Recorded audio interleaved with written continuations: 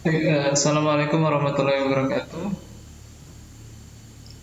Innalhamdulillah, segala puji hanya milik Allah Subhanahu wa taala. Bersyukur kepada Allah dengan mengucapkan alhamdulillahirabbil alamin. Ketika hari ini masih Allah berikan kesempatan kepada kita dalam rangka thalabul ilmi, walaupun kondisi saat ini sedang dalam keadaan mati lampu ya. Tapi kita akan mencoba menyesuaikan dengan kebutuhan kita masing-masing, menyesuaikan dengan kondisi. Semoga dalam kondisi apapun yang kita lakukan, kita masih bisa menyeimbangkan dari setiap proses yang ada. Alhamdulillah, hari ini di pertemuan ketujuh, Masya Allah berikan kesempatan kita dalam rangka talabul ilmi, melanjutkan perkuliahan, melanjutkan aktivitas yang lain, sehingga hari ini masih bisa belajar walaupun dalam kondisi daring ya. Salam dan taslim semoga Allah limpah curahkan kepada Nabi Allah, kekasih Allah, khatamun nabiyyin, Nabiullah Muhammad Rasulullah sallallahu alaihi wasallam. Semoga kita termasuk dalam golongan umat beliau yang senantiasa istiqomah dalam menaungan sunnah-sunnah beliau. Untuk mengambil keberkahan dari Allah Subhanahu wa taala, pada pertemuan kita pada kesempatan kali ini, ada baiknya kita awali dengan mengucapkan lafaz basmalah. Bismillahirrahmanirrahim.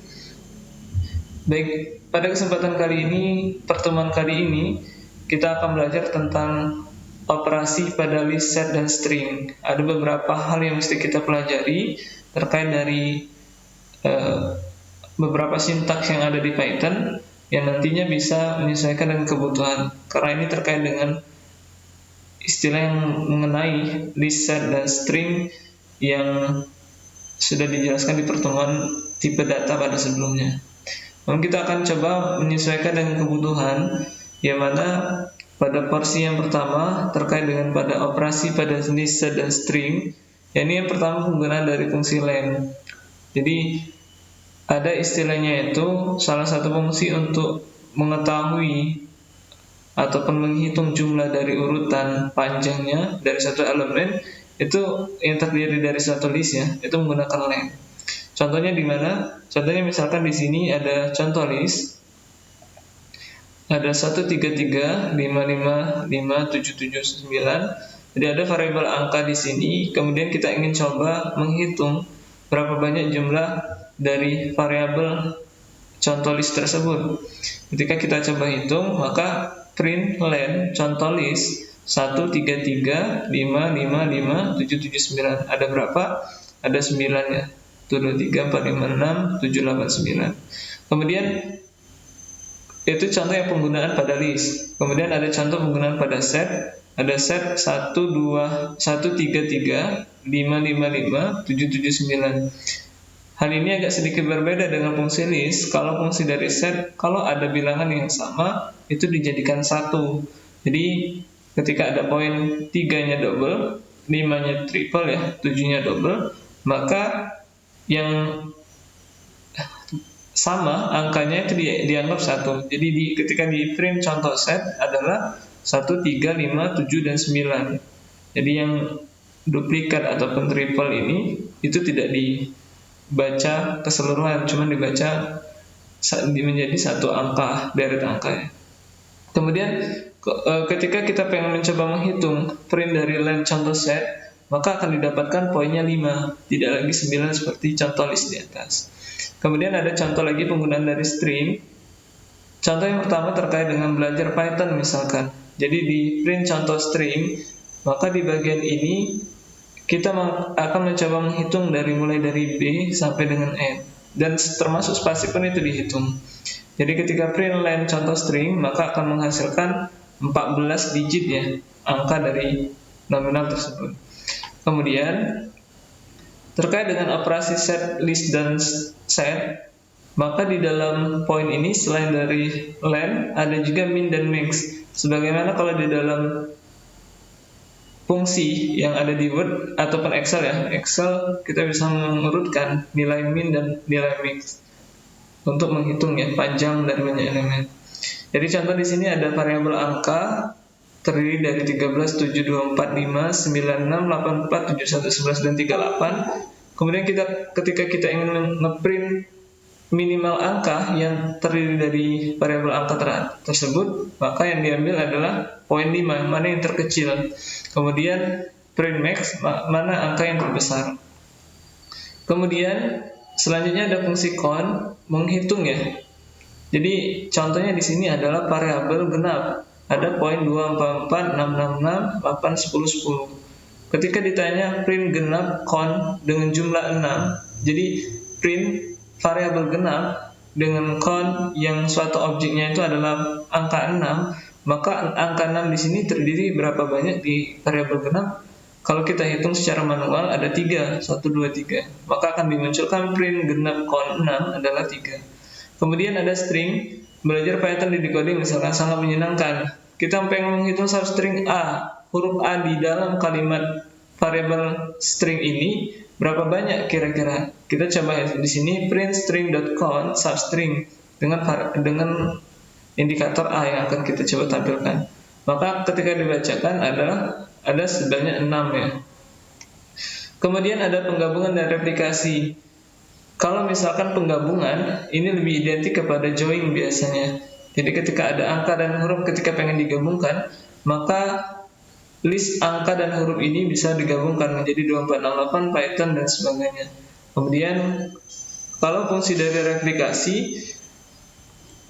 replikasi ini adalah mencoba duplikat ataupun pengkalian. Jadi misalkan ada variabel learn dengan kata Python, kemudian kita pengen replikasi, learn dikali dengan 2. Jadi ada kemungkinan ketika kita print replikasi adalah Pythonnya sebanyak 2 kali. Nih ya.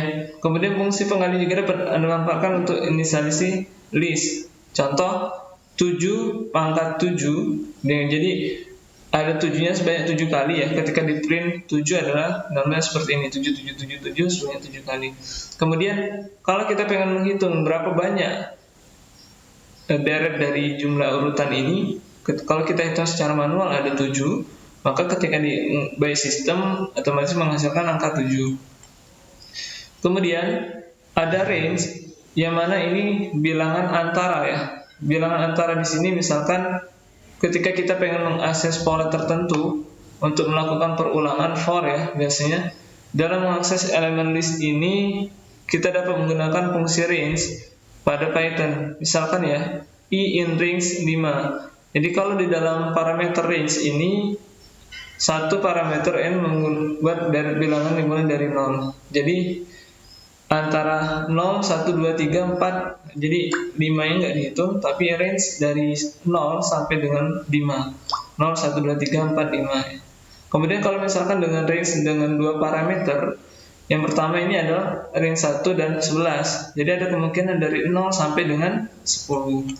Kemudian range dengan 3 parameter, n, p, q, yang mana n di sini adalah dimulai, kemudian P di sini adalah bilangan yang terakhir totalnya ya. Kemudian ini Q adalah bilangan selisih. Jadi antara 0 sampai dengan 20 dengan selisih 5, maka didapatkan 0, 5, 10 dan 15. Itu contoh penggunaan for in a range. Kemudian in dan not in ya.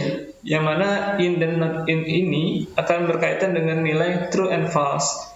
Misalkan contoh pada kalimat ini ada kalimat belajar Python di decoding sangat menyenangkan misalkan. Kita print kata decoding di dalam kalimat apakah ada? Ternyata ada di sini, maka akan menghasilkan point true. Kemudian print tidak in kalimat, apakah di sini ada kata tidak di dalam kalimat ini? Kalau tidak ada berarti nilainya false. Kalau misalkan kita coba print decoding not in kalimat, maka akan menghasilkan kata tidak, false ya. Kenapa? Karena posisi decoding ada di dalam kalimat.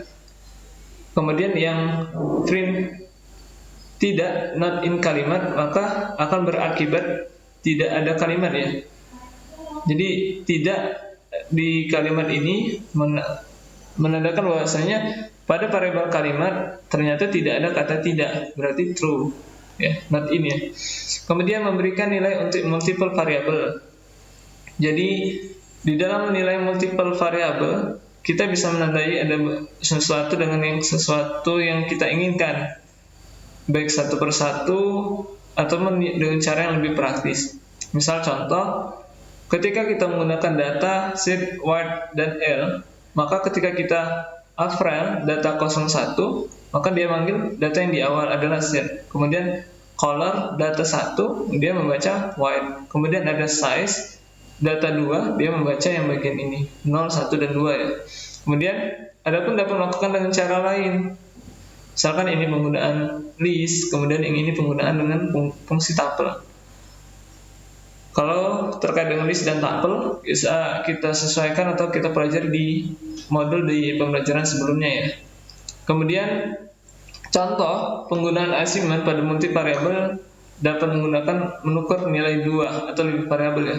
Misal contoh apparel color sama dengan seed dan white. Apparel color, jadi kalau colornya itu dibaca adalah di awal di seed dan apparelnya di white, maka adalah ketika dibaca print apparel, maka apparel akan mengarah ke white. Sedangkan yang print color, maka dia akan mengarah ke seed. Dia menyesuaikan dengan variabel yang terakhir kita berikan instruksi. Kemudian pada modul ini ada terkait dengan sort. Kalau di dalam Office itu disamakan dengan filter A sampai Z ataupun Z sampai dengan A, sort ya. Ketika fungsinya adalah mengurutkan dengan metode sort, ketika ada variabel angka 100, 1000, 500, 200, dan 5, angka dot sort, maka print angka dia akan memunculkan angka secara berurutan. Kemudian contoh lain adalah penggunaan dari kendaraan misalnya. Jadi ada variabel kendaraan dengan alfabet motor, mobil, helikopter, pesawat. Kemudian kita akan coba sort kendaraan sort, maka print kendaraan, maka yang dipanggil adalah berdasarkan abjad H dulu, kemudian M dan P ya, menyesuaikan helikopter, mobil, motor, pesawat. Kemudian kita juga bisa menggunakan reverse true, yang mana reverse true ini fungsinya adalah menyesuaikan dengan keinginan kita. Misal contoh, ada beberapa parameter yang akan kita jadikan ya. Misal di bagian ini kendaraan motor, mobil, helikopter, pesawat, kendaraan sort reverse true, maka yang dipanggil adalah mulai dari variabel yang urutannya yang terbalik ya. Kalau harusnya itu adalah helikopter lebih dulu, maka yang dipanggil adalah pesawat yang lebih dulu. Yang reverse true itu kebalikan. Kemudian ada metode beberapa hal lain yang bisa kita urutkan. Contohnya adalah dengan menggunakan urutan ASCII berkaitan dengan huruf kapital uppercase dan huruf kecil lowercase. Yang mana kendaraan misalkan motor, mobil, helikopter, dan pesawat, ini kalau kita berdasarkan huruf kapital, maka urutan pesawat ini bisa menjadi nomor 1. Kemudian kalau kita menggunakan fungsi yang lower, maka kata yang hurufnya kecil, misalkan helikopter dan pesawat, ada kemungkinan helikopter yang akan dipanggil lebih dulu, walaupun nantinya dia menyesuaikan dengan fungsi selanjutnya ya. Ketika ibarat ada huruf besar, masih menyesuaikan dengan fungsi selanjutnya. Jadi dia cuma mengambil nilai huruf kecil di awalnya saja untuk kondisi asli sebagai objek. Ya, mungkin demikian terkait dengan mode pembelajaran pada kesempatan kali ini. Afwan minkum, karena kondisi belum stabil, jadi belum bisa memungkinkan untuk tatap muka secara langsung kepada kalian. Di akhir, insya Allah kita akan coba latihan. Nanti saya sampaikan di assignment ya untuk tugas. Silakan kalian buat sejenis dari penggunaan uppercase dan lowercase, tapi menggunakan NIM dan nama kalian ya. Mungkin demikian, kita tutup dengan ucapan alhamdulillah, alhamdulillahirabbil alamin. Subhanakallahumma wa bihamdika, asyhadu an la ilaha illa anta, astaghfiruka wa atubu ilaik. Saya akhiri, wassalamualaikum warahmatullahi wabarakatuh.